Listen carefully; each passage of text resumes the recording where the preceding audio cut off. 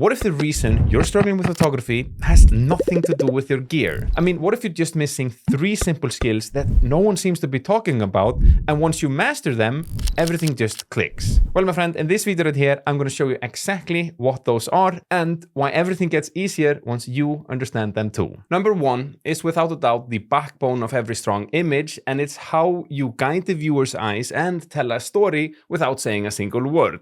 And my friends, we're of course talking about composition. So why does this matter? Well, a technically good photo with bad composition, it still feels a little off. Now, there are quite a lot of things to keep in mind to create a perfect frame. However, I am gonna simplify this and break it down into the most simple, both what I think and the rules itself. The first and most important part, in my opinion, and one thing that leveled up my photography the quickest, was simply to simplify the frame and remove things that weren't necessary within the photo. You see, a strong image often comes from removing things, not adding them. You understand? So keep your frames clean and focused. One person that's insanely good at this is Benjamin Hardman. He's an Aussie living in Iceland for the last, I don't know, almost 10 years. And his photos are so clean and minimalistic, and it's really obvious what his subject is. And he's constantly isolating the subject. And that's another frame that you should think about too, is how you isolate the subject itself. And one of the ways that they do that is with the composition and the framing. And Benjamin is a master at it. Now, to help us understand this even further, then there are 4 basic rules that you can keep in mind, but don't get too stuck in them. As you know, the cool kids say, rules are meant to be broken. Alright, so the first one is rule of third, and it's basically just to place your subject slightly off center for a little more dynamic image. So if you think about your photo in thirds, you understand? So you have either the bottom third, middle, and the third here, or you have it from the side to the middle to the other side here. And if you draw these lines on your frame, you can place your subject on one of them, and that's basically the rule of third. For instance, here on YouTube, it's very popular to have this centered frame. So I'm sitting here in the center talking to you like this. However, you most definitely seen in documentary, they almost always place the subject more here. So I would be talking to you from this space. Now you see that I'm on the third of the screen here with all this space on this direction. So now we're utilizing the rule of thirds, but in video. Same you can do for photo. Now the second one is one of my favorites. I use it all the time, and that is leading lines. So basically what this is that you can use natural lines to guide the viewer's eyes into the frame. It can be whatever, I'm really big on using roads as leading lines and then they lead up to the subject, but they can just be natural lines within the landscape, whatever. Basically, you're just finding some lines that guide the viewer's eyes. Fantastic, really simple way to make your frames so much more interesting and more multidimensional. Now the third one is negative space, and that's basically about giving your subject a lot of room to breathe. And this creates a lot of beautiful mood and focus. Very popular in landscape photography is, for instance, framing a tree in the bottom, and then the entire rest of the image is just the sky. Very pretty. I captured this photo the other day. It was snowy and a lot of the snow fog, and I captured the shed that is just outside here, and the entire frame is just super minimalistic, tons of negative space.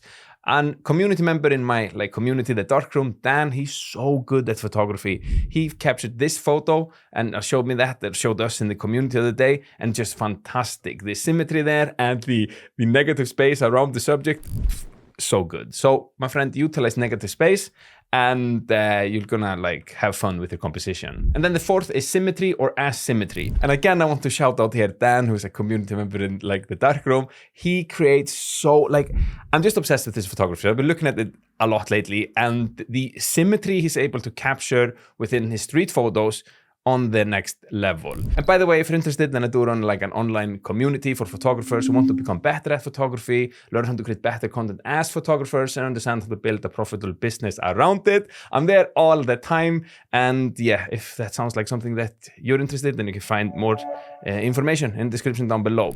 Anyway, those are the 4 major rules that are good to keep in mind. However, there's a little bit more when it comes to framing that I want to dive into too before we move to the next subject. Now, another thing that think you should keep in mind is to look for balance. Basically, you can think about how color, brightness, and subject placement interact. I mean, is there anything within the composition that is pulling the image off balance? Another thing that when I understood, like took my photos to the next level, was to think about photos as these multidimensional layers. It sounds like we're doing some sort of like space science, but it's not. But basically, you can think about the photos as a foreground, middle ground, and then the background.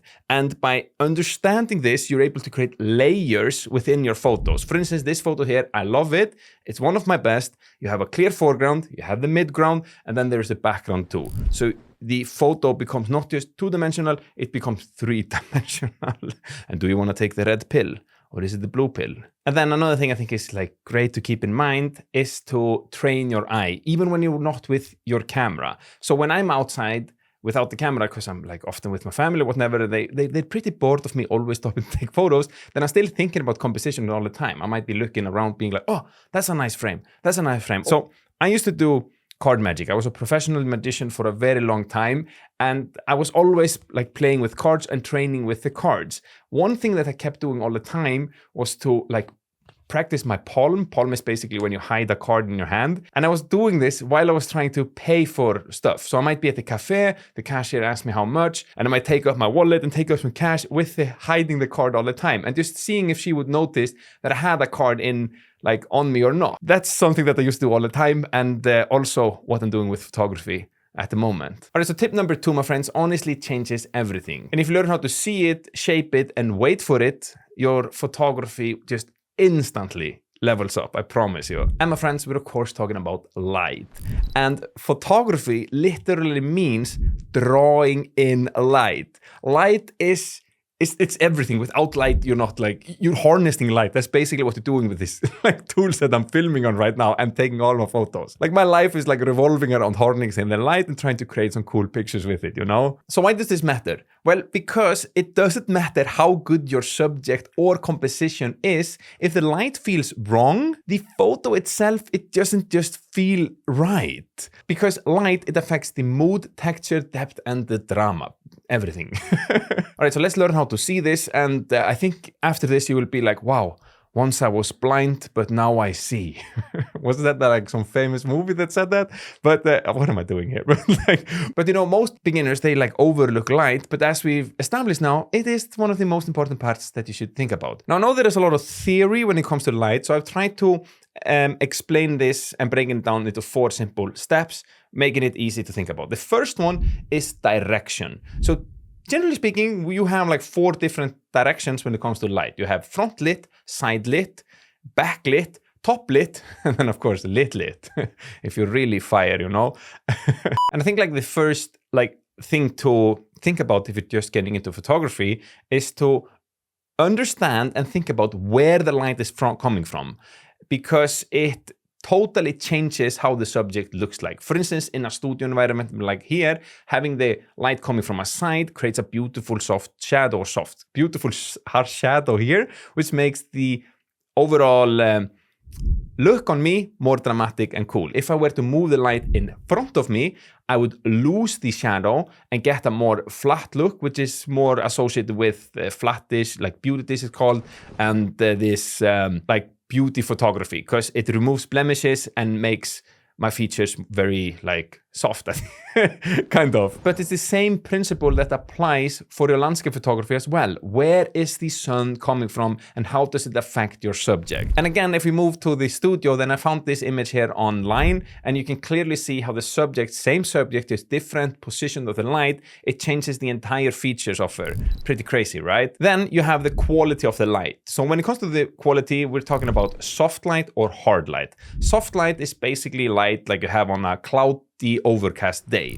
The light is really soft and it makes it like really flattering and beautiful and evenly spread. Here in the studio, I have a big softbox on my light here. Without it, if I removed it, the light would be really harsh. But because I have the softbox, it spreads the light out, making it very soft and pretty. Take it away and it's very concentrated like the sun on a non-cloudy day, and it's really harsh. The eyes start to squint and the shadows becomes hard as like really hard too. None is like better better than the other. This is just totally different, and you have to learn how to work with each and one of them. If you're going for some beautiful portraits, cloudy day, very, very pretty. If you want harsh, dramatic shadows, hard light, you're gonna have a good time there, baby. Then you have color temperature.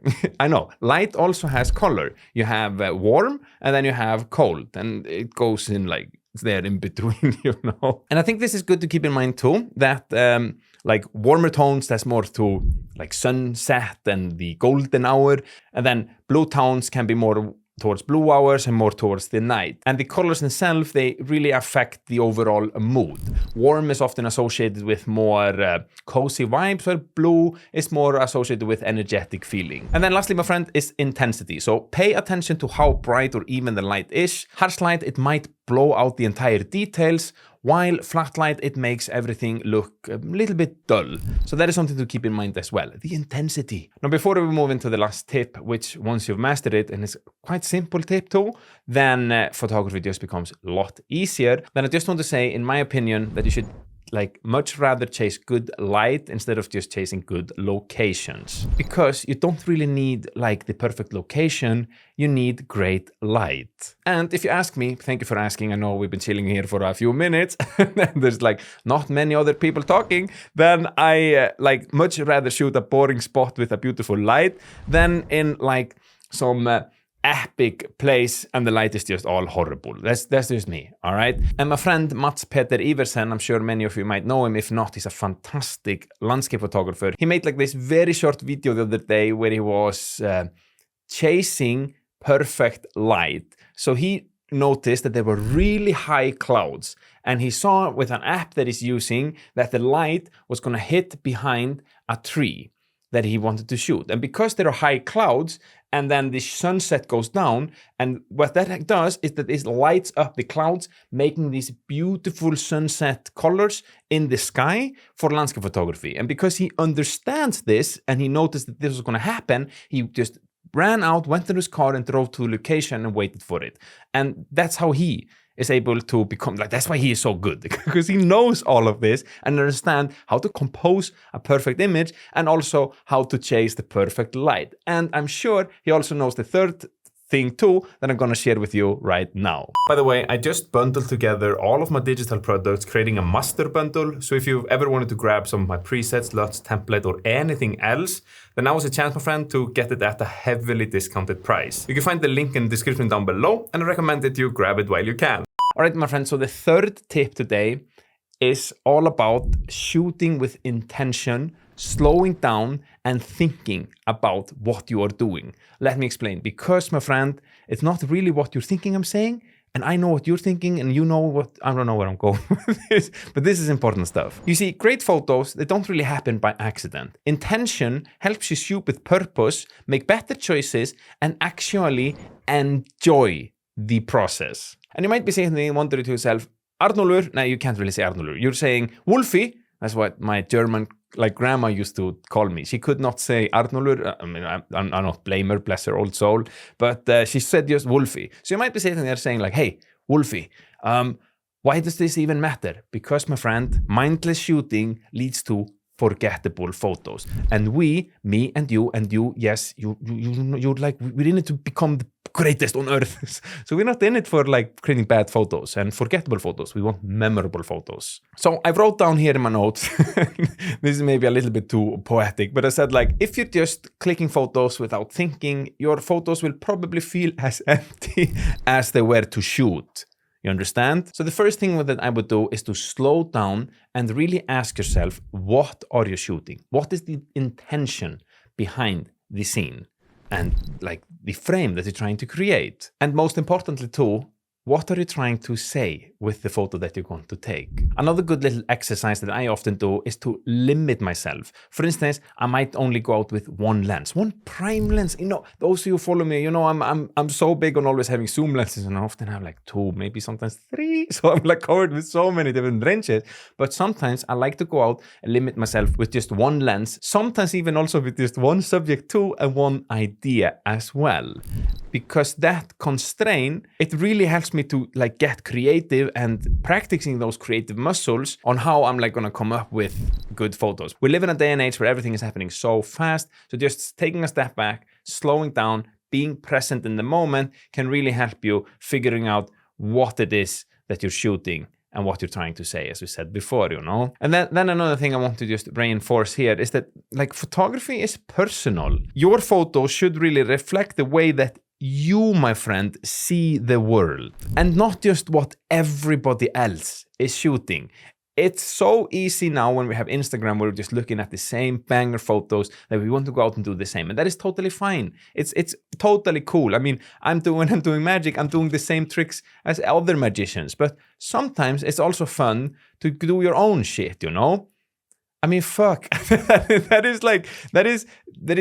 is so satisfying when you find a unique frame that was like came from your own mind and you brought it into this world. And my friends, once you bring these three things together, composition, light, and intention, you stop overthinking, you stop relying on gear, and just shoot. And that, my friends, is when photography becomes easy. However, most photographers, they stop here. And that's honestly a huge mistake because there's actually a fourth element that is like equally, if not more important, that, my friend, I covered in depth in this video right here.